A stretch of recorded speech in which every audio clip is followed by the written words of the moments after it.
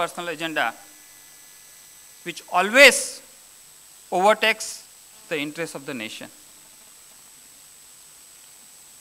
We require a strong support to resist various external and internal pressure for government employees.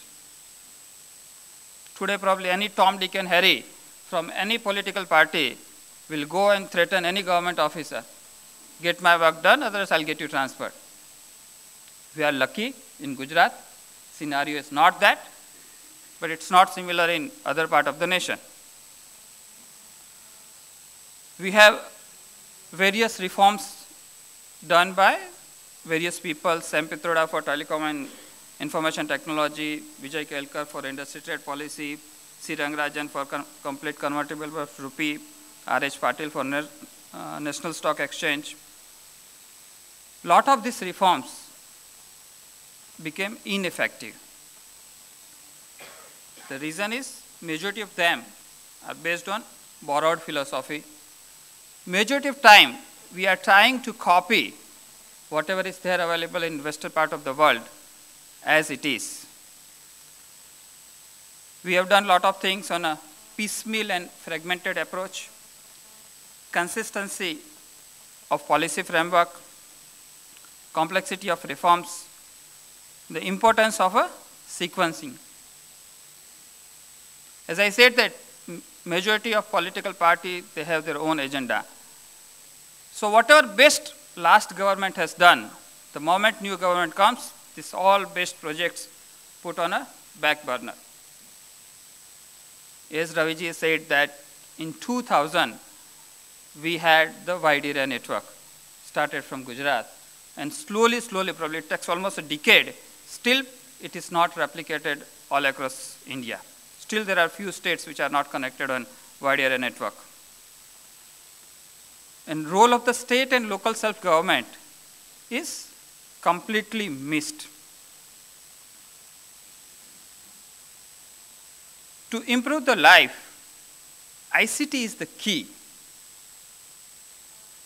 In every area of life, we can have an improvement with ICT. In governance, we should have quantifiable annual performance statistics based on agreed indicator like literacy, infant mortality, drinking water, blah, blah, blah. In business, we have similar norms. We call it KRS and KPIs, key result area, key performance indices, where it is very clear from every employee that what is expected and what he is performing. The employee himself knows probably on a daily basis, weekly basis, monthly basis that exactly what he is performing against what are his targets. This is completely missing in governance. I strongly feel that to take the advantage of ICT, government needs to change their approach and government needs to act like a business. We have independence since more than 60 years.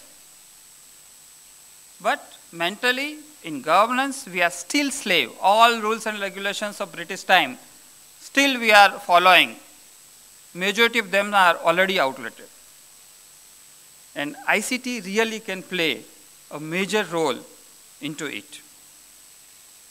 Most important we should have is a third-party audit for the accountability. No CAG or no any other arm of government should certify the output.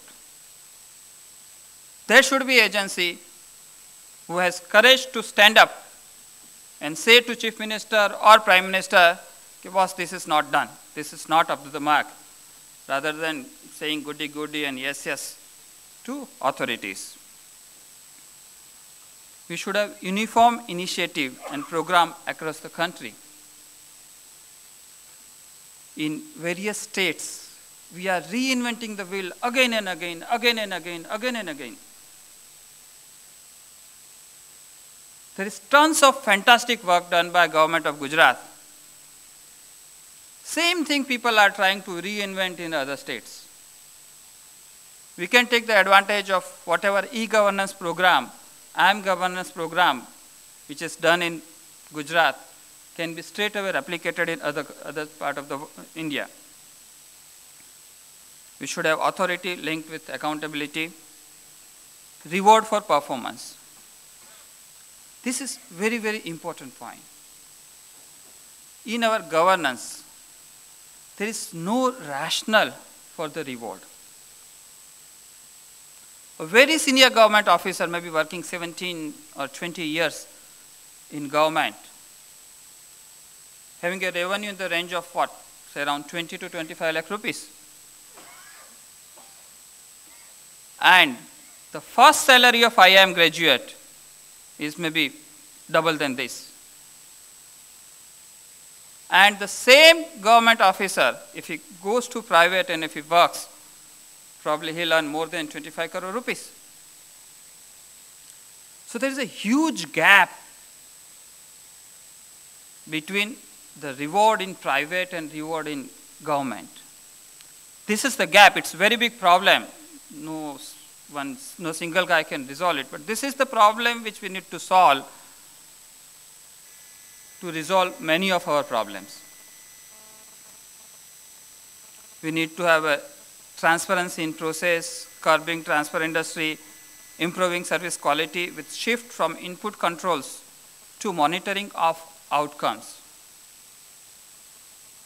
In our governance, lot of things are on paper. Probably tens and hundreds of kilometers of roads are built on paper and washed on paper. Lot of exchanges are commissioned on paper. Wells are drilled on paper. And whatever our CAG and other auditing agencies are there, they are majority time having a control over the input.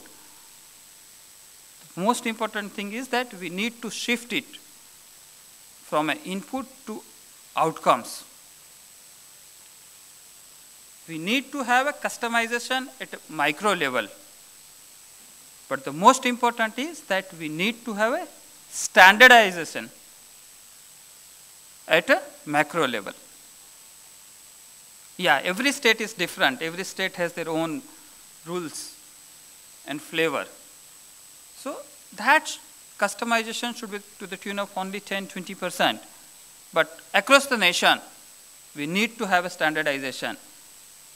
And that can only be achieved with a proper use of ICT. And the most important thing is that empowerment of a municipality and Panchayat Raj. The ultimate power should be vested to the civic society. Let Sarpanch certify that this many kilometers of road is built or this many wells are drilled, and not the PwC engineer. These are the things which are very important to bring ICT reforms. And if we can do this, probably if not all, but our majority problem can be solved by ICT. Thank you very much.